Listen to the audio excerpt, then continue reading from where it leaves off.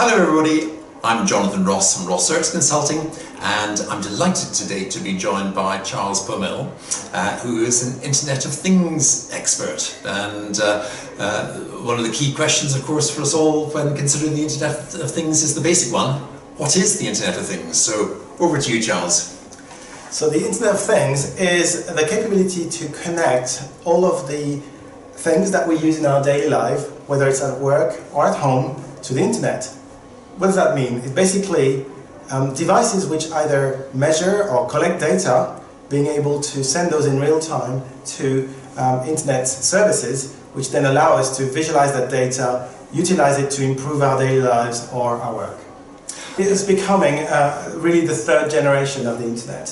So if you think about the first generation, it was about connecting computers. It was allowing computers to share data from one end of the globe to another.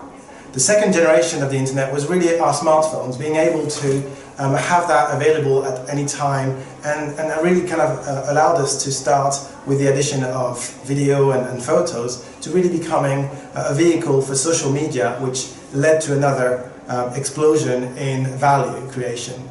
This is really seen as the third generation, whereby beyond human-generated data, we are going to see a lot of machine-generated data.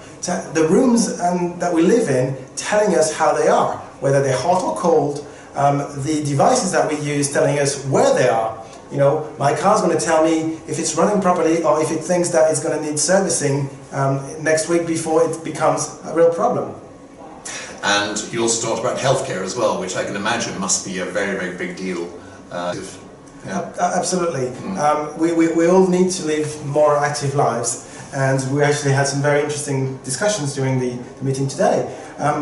If we want to live longer, we also need to make sure that we look after each other, but also utilize information that could help us detect problems before they become a real issue. So for instance, if I have a heart rate monitor on my wrist, and if the system detects that I'm about to have a mini stroke, it can dial the emergency services before I even have to do anything, and hopefully save me having to lay on the floor before someone finds me. Yeah. So there is hope.